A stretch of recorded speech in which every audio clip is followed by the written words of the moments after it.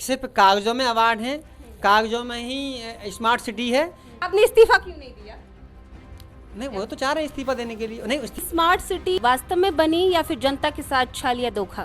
सिर्फ धोखा है। पार्षद रहूं ना रहूं, सत्ता से विपक्ष में आने के बाद नुकसान उठाना पड़ा मनोज। नहीं, जनता लेकिन जब तक हूँ जनता की बात को खुले मंच के माध्यम से उठा। अधिकारी यहाँ के बहुत ही ईमानदार अधिकारी हैं। हमें तो अपनों ने लूटा, गैरों में कहा दम था जहाँ कश्ती हुआ जहाँ पानी घूमता है। जी जी। नगर निगम में अलग तरह की भविष्यवाणी होती है कि हे फलाने ठेकेदार आप जाइए काम कीजिए, आपके नाम से ही टेंडर हो जाएगा। नमस्कार, स्वागत है। हमारे साथ एक खास मेहमान इस वक्त हमारे स्टूडियो में मौजूद हैं।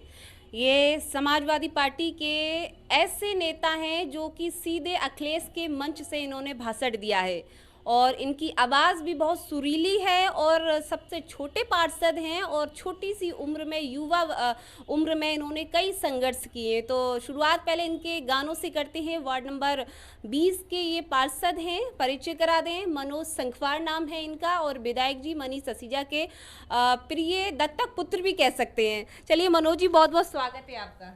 जी बहुत बहुत धन्यवाद। आपने मुझे अपने स्टूडियो बुला करके मेरा व्यक्तिगत विचारों को जानने की जो काम किया उसके लिए आपका धन्यवाद। अच्छा, हमने ये सुना है कि आप बहुत बढ़िया बढ़िया गाने बनाते हैं और गाते भी हैं। अखिलेश यादव के मंच से भी आपने पिछली बार गाने गाए थे, हमने सुने थे। तो इस बार क्या गाना अपने लिए क्या बनाया है, जनता के लिए क्या, बारी बारी बताइएगा। मैं बिल्कुल सुनाऊंगा क्योंकि जो मेरा पेशा है, मैं गानों के माध्यम से जनता के बीच में अपनी बात रखता हूँ और चाहे सदन की मीटिंग हो उसमें भी गाने के माध्यम से बात रखने का काम करता हूँ। तो मैंने जो दो पंक्तियाँ लिखी हुई हैं, जो अपने जो जीवन में है संघर्ष है, उसको मैं पंक्तियों के माध्यम से लिखने का काम करता हूँ कि जनता की चौकीदारी करता, जनता की चौकीदारी करता हूँ मैं चौकीदार, सेवादार सेवादार हूँ मनोज संखवार, सेवादार सेवादार हूँ मनोज संखवार। दुश्मनों ने घेरा है अब आपका सहारा है। दुश्मन मतलब सभी तरफ से घेर लिया है, लेकिन कौन कौन दुश्मन है? सभी जो राजनीतिक करियर होता है, राजनीति में बहुत सारे तरह से दुश्मनी होती है। तो जब लोग दुश्मन हो जाते हैं तो जनता उसमें सहयोग करती है।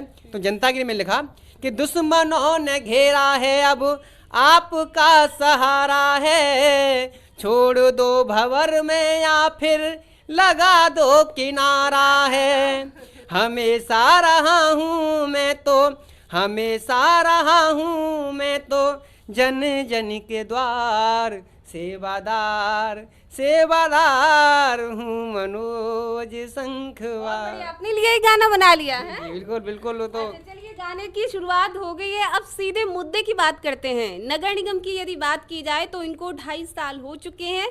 तो सबसे पहले जानने का प्रयास करते हैं 2.5 साल में इन्होंने जनता के लिए क्या क्या किया, क्या कुछ कहेंगे। तो नगर निगम में लगभग आपको 2.5 साल हो चुके, कैसा रहा सफर? सफर तो बहुत अच्छा है। पुराना घर था, 5 साल पहले रहे भाई। वो तो बस सही है।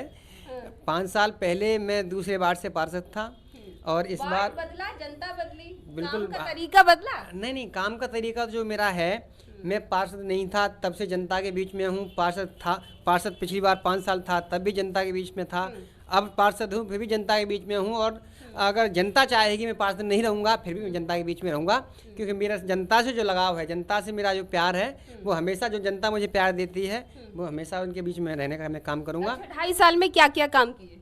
2.5 साल में मैं बड़े बड़े काम बताइए। जी, मैं आपको एक जानकारी देना चाहता हूँ कि जो इस बार नगर निगम का हाल है वो बहुत ही बेहद है, बहुत ही जर्जर है, बहुत ही।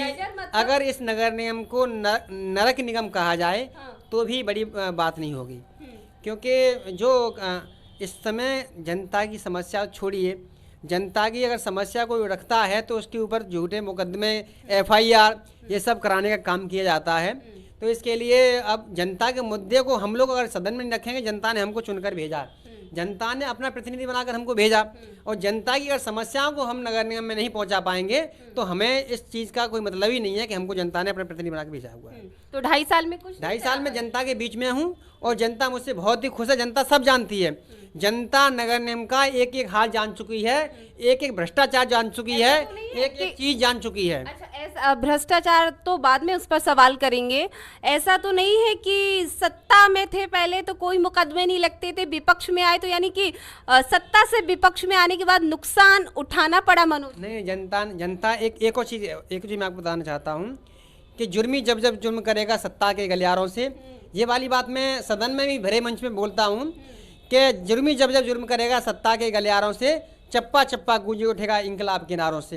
तो इंकलाब कहीं भी पैदा हो सकता है और इंकलाब का नारा कहीं से भी निकल सकता है, क्योंकि अगर किसी भी व्यक्ति को अगर ज़्यादा आप लोग सताओगे, किसी को एक हद तक सताया जाए तब तो ठीक रहता है, लेकिन अपनी सत्ता का दुरुपयोग करते हुए, अपनी पावर का दुरुपयोग करते हुए, निगम के द्वारा सत्ता का दुरुपयोग किया जा रहा है, पावर का दुरुपयोग किया जा रहा है, कैसे भ्रष्टाचार फैल रहा है? मैं आपको बताना चाहता हूँ कि जहाँ पे जनता को आवश्यकता है, जहाँ पे जनता के काम को जरूरत है, क्योंकि वो मेरा वार्ड है, मैं वहाँ से जनता ने अपना मुझे नौकर बना करके भेजा है, तो मेरी रंजिश आपसे, आपकी रंजिश मुझसे हो सकती है, व्यक्तिगत आपकी मुझसे हो सकती है, लेकिन जनता से आपकी रंजिश नहीं होती। क्यों है व्यक्तिगत भी? अब जैसे भी है उनको अपने मन में है, अब इनकी उनके मन की क्या जान सकते हैं। इससे पहले जब विपक्ष सत्ता में थे यानी भारतीय जनता पार्टी में थे और विधायक मनीष सिसोदिया के दत्तक पुत्र भी कहे जाते थे मनोज जी, तो तब ऐसी मुकदमेबाजी या इस तरह की चीजें झेलना पड़ी थी? मैं उनके माननीय विधायक जी का सम्मान करता हूँ।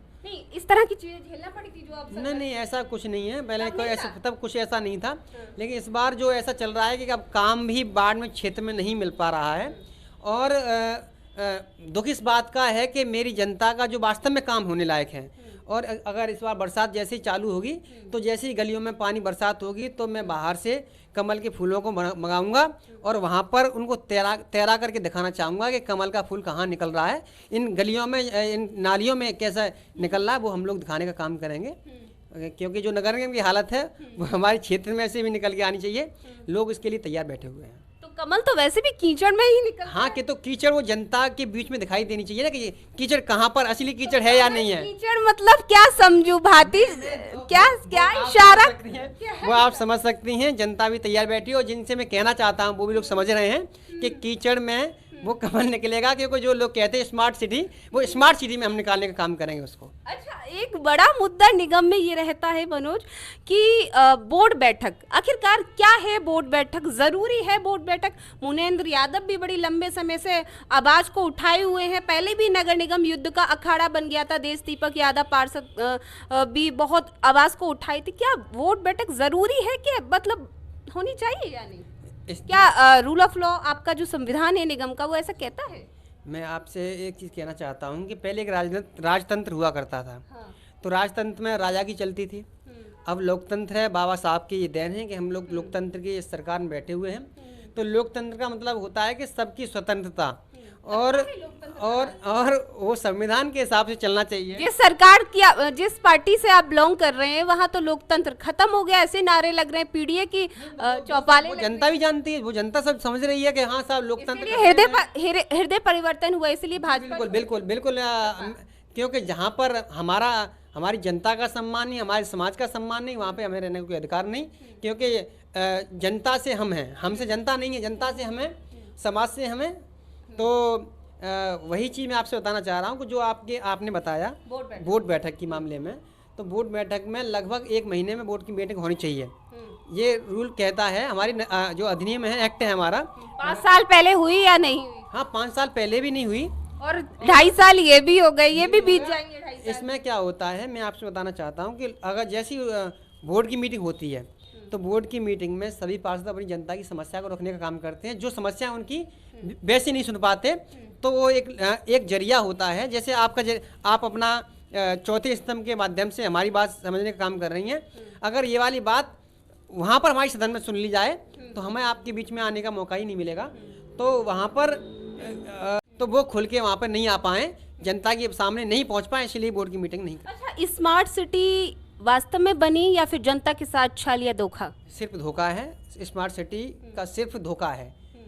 आप देख रहे हैं किसी भी तरह का अगर कोई परिवर्तन आया हो तो आप बता सकते हैं, आप अभी विभागनगर में जाके देख लीजिए। लेकिन अवार्ड तो मिल रहे हैं मंच से, राष्ट्रपति मंच से मिल रहे हैं, क्या राज्यपाल मंच से मिल रहे हैं, अवार्ड तो मिल रहे हैं ना। अवार्ड अब मैं आपको बताना चाहता हूँ, अवार्ड तो ऐसे ही है, क्योंकि अवार्ड मैं कहना नहीं चाहूँगा, लेकिन अवार्ड तो सिर्फ एक वो भी है, वो भी सिर्फ एक दिखावा है, सिर्फ कागज़ों में अवार्ड है, कागज़ों में ही स्मार्ट सिटी है, कागज़ों में ही सुंदर फिरोजाबाद, स्वच्छ फिरोजाबाद है।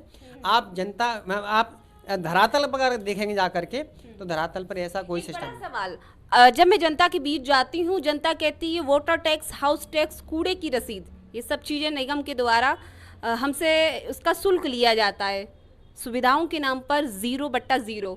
मतलब कहावत है, क्या कहावत यहाँ पर करूँ, मुझे समझ नहीं आ रहा है, तो आप ही बता दीजिए कोई कहावत। इसी चीज़ के लिए मुझे नगर निगम से बाहर निकालने का प्रयास किया जाता है बोर्ड की मीटिंग में, कि मैं जनता की समस्याओं को न रखूं।